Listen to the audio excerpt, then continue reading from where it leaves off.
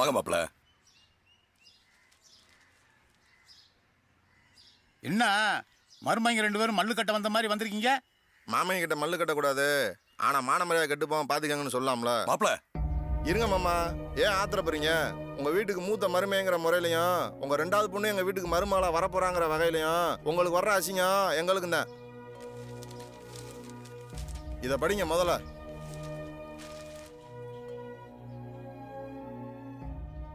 அதுல கவிதா பேர் மாத்திருக்குன்னு போட்டிருக்காங்களே, அந்த மாத்தின பேர் யாரோடதுன்னு தெரியுங்களா? உங்க அக்கா வீட்டுக்காரர் சொல்றது உண்மையா? உன்னதான் கேக்குறேன். பேப்பர்ல போட்டது உன்னதானே? என்ன பாரு, என்ன பாருலன்ற? கண்ணை அங்கிட்டு இங்கிட்டு திருப்பாம பதில் சொல்லு. அந்த கண்டபன ஒரு பையோட பழகிட்டு திரிச்சியா? சொல்லு.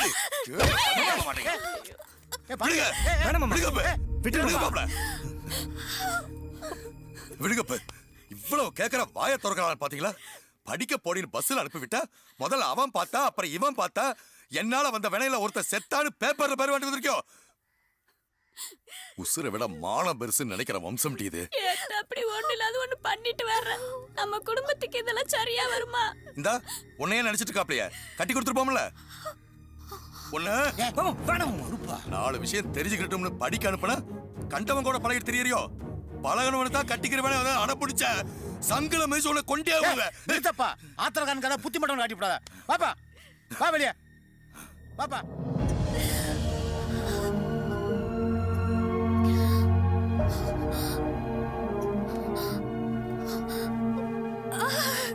இனியும் மலி பேசி பிரயோஜனம் மாமா. என் தம்பி வேற அர்ச்சனாவே நினைச்சுக்கிருக்கேன். இந்த பிள்ளையும் ஆகாத வேலையா பார்த்துட்டு தெரியுது. எங்க பெருசுக்கு விஷயம் தெரிஞ்சா நாம என்ன சொம்ப போயிடலான்னு அத்துட்டு போயிருவாங்க. அவசரப்படாதீங்க, வாங்க உட்காருங்க. வாங்க உட்காருங்க மருமனே. பாண்டி, நீ ஊருக்குள்ளேயே பெரிய தலைக்கட்டு, உனக்கு போய் நான் சொல்லி கொடுக்கணுமா? உன் மக பண்ணிருக்குது அடிச்சு அடங்கி போற விஷயமா? இதெல்லாம் ஆற போட்டு அடிக்கணுமாப்பா. அது ஆம்பளையால முடியாது. வீட்டில் பொம்பளை இருக்காங்கல்ல, அவகிட்ட விட்டுரு. பொம்பளை நினைச்சா பூனை யானை ஆக்குவாங்க, யானையை பூனை ஆக்குவாங்க. மருமகனே, சீமானூத்துக்காரன் கொடுத்த வாக்கு செப்பு பட்டயத்தில் எழுதுங்க சமா. மனசை போட்டு குழப்பிக்கிறாம கிளம்புங்க.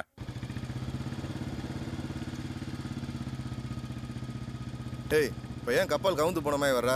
அதான் பெரியாம்பளைய வாக்கு கொடுத்துட்டாங்கல்ல. இன்னும் அர்ச்சனா மேலே கோவம் தீரலையா? அர்ச்சனா மேலாம் கோவம் எதுவும் இல்லைண்ணே. அர்ச்சனா லவ் பண்ணுறதா பேப்பரில் போட்டிருக்கவன் என் கூட காலேஜில் படித்தவன், என் க்ளோஸ் ஃப்ரெண்டு. அங்கே சுற்றி இங்கே சுற்றி கடைசியில் பழகணுன்னே பதம் பார்த்து போட்டானே, அதான். அதே நினச்சிக்கிருக்காத, நம்மளுக்கு காரியம் தாண்டா முக்கியம்.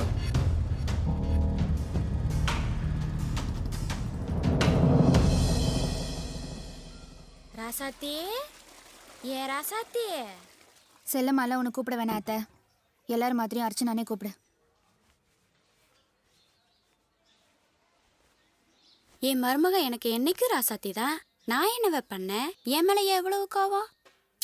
இங்க இருத்தா அப்பங்காரன் பிடிவாதமா இருக்கியான்னு இப்படி இருக்கியா? அப்பன்னா அப்படித்தே இருப்பாங்க. ஆம்பளல அவங்கள மாத்த முடியுமா? நாம தான் மாறிக்கிறணும். மனசுக்குள்ள ஒருத்தர் இருக்கும்போது எப்படி மாறுதுன்னு கேக்குறியா? நடந்ததையே நினைச்சிட்டு இருந்தா மாற முடியாதுதா. நடக்கிறத நினை, மாறிடலாம். ஏக்கா சவட்டி எங்க இருக்க? உள்ள இருக்கா, போய் பேசு. நான் பாத்துக்கிறேன். இந்த அப்படி அர்ச்சனா, சித்தி, என்னடி வெட்ட வலியை வெறிச்சு பாத்துக்கிட்டு இருக்கவ? ஏன்தா எப்படி இருக்க? என்னடி கண்ணை சுத்தி கரு குளிச்சு போயிருக்கே? அதெல்லாம் ஒண்ணும் இல்ல சித்தி. ஏன் அர்ச்சனா, எல்லா விஷயத்தையும் என்கிட்ட சொல்லுவியே, இதை மட்டும் ஏண்டி மறைச்ச?